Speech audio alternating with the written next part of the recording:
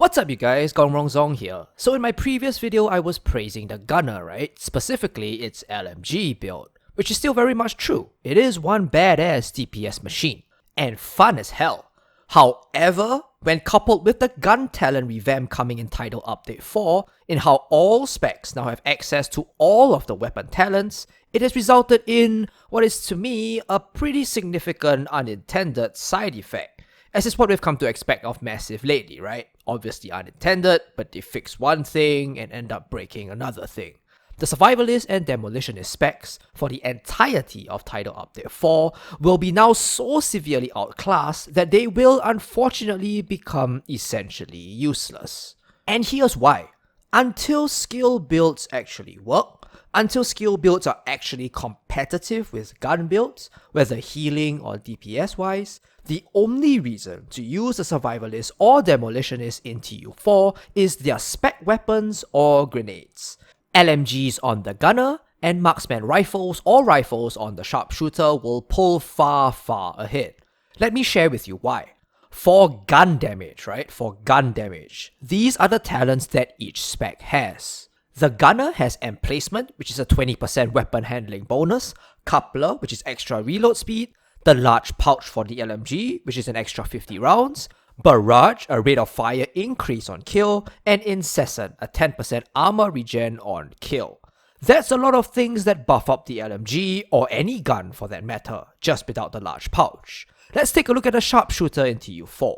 The Sharpshooter has 1 in the head, which is 25% bonus headshot damage for marksman rifles and rifles, breath control, a 30% flat bonus stability to any gun, and the digital scope, the specialist scope that removes all sway from marksman rifles. While not as powerful any longer with the TU4 nerfs and the removal of the increased reload speed, these talents are still pretty damn powerful, and somewhat comparable to the gunner.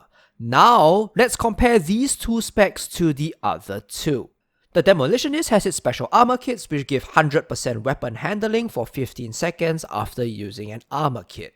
This talent is clunky at best. For one, you can't use it at full HP, limiting your options in being able to use it. It's also on a set timer, 15 seconds, after which the buff completely expires, unlike the weapon handling bonus of the gunner or the stability bonus of the Sharpshooter, which are permanent. And it's also somewhat pretty useless in the raid because you're only provided with 2 armor kits. The next talent that the Demolitionist has to buff up its guns are Crisis Response. Refills all your main ammo when your armor drops to 0. Again, this is another very clunky talent that will only see use when you're put in a very dangerous position. And it seems to be a much more PvP oriented talent than a PvE one. So not good talents at all for gun damage, all things considered, especially when compared to the previous two. And what about the Survivalist? Well, the Survivalist has a grand total of nothing. Nothing at all. The Survivalist has 0 talents to buff up your gun. 0. On the live servers, right, in the game right now, the main reasons to use Survivalist for an AR playstyle or Demolitionist for an LMG playstyle were the 15% damage perks. Clunky as they may be, they were the sole reasons to play them for gun builds, which are still the only viable builds for the endgame entering TU4. With the removal of the 15% specific weapon damage being exclusive to these two specs, there is now 0 reason to play these specs other than for their specialist weapons and grenades. Why would you ever do an LMG build with a Demolitionist when all you're getting is 15% extra damage? All specs get that now. Same for Survivalist. Why would you ever continue to do an AR build with the Survivalist? There's no longer any reason to in TU4. And because everything in the game is now based on gun DPS, TU4 has done little and is probably going to do little to fix skills, if anything at all. These two specs are dead in the water. Dead. Which is something I, and I'm sure many of you guys are too, very frustrated with Massive in terms of their development. As much leeway as I'm giving them, it really shouldn't take up to TU5. Which will probably be like 5 months since launch, for skills, an integral part of this RPG game, to work properly. This isn't a Call of Duty game where you just go in guns blazing. It's an RPG game, as officially listed. But I've ranted more than enough about the broken skill system, right? This video is not for that. If you guys have been following me, thank you very much for those of you that have been. You'll already know that I rant about this a lot already, so we'll skip that for today. But still, guns aside, we have to take a look at the spec as a whole in order to come to a solid judgment. Saying that these specs are completely useless is a pretty extreme statement. So let's examine their grenades and spec weapons. Are these significant enough reason to choose these specs? Let's start off with the grenades. The demo grenade is basically useless. I'm not even going to comment on that. Actually, you know what? I am. This is the worst grenade in the world. How the hell did you create a grenade that is 10 times worse than the normal default one? It doesn't even do any crowd control, it just does damage, but hell a lot less? Hello? Simple math? You take the normal grenade and make this one, I don't know, do more? Because it's a special grenade that comes from the explosion spec? Or maybe just check your statistics that no player in the game is using these grenades at all? I don't even fix the damn demo grenades, man, seriously.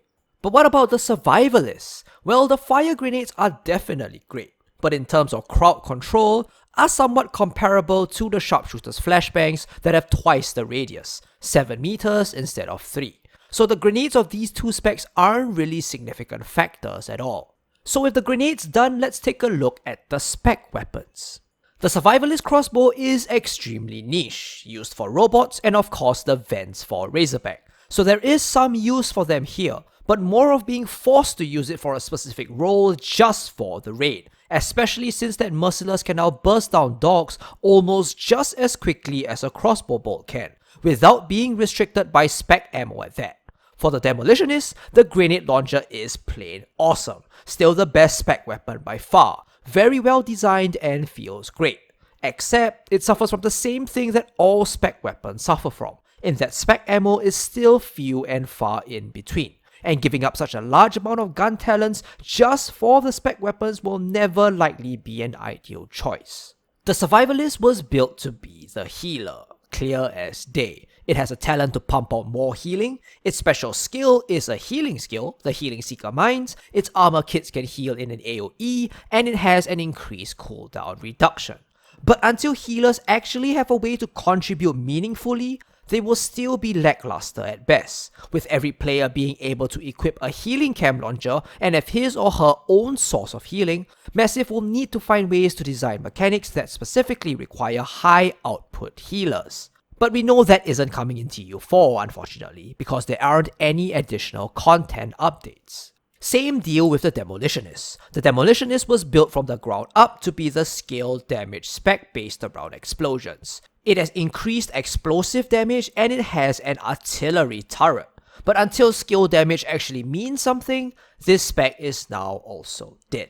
I really hate to say this, but it seems to me like we're just in some sort of interim period right now. The period where the game is still pretty much broken, and how we'll look back upon it saying that we didn't learn our lesson from the Division 1. Went into the Division 2 with high hopes, and again had to wait months for them to get the game working properly. There are many good facets of the game. I am still enjoying myself very much every day playing it with my friends. But there are also many glaring issues that either get worse as time goes on, or keep cropping up with every new fix. Unless they pull something miraculous out at the last minute, Title Update 4 does not seem to be fixing any of these core issues.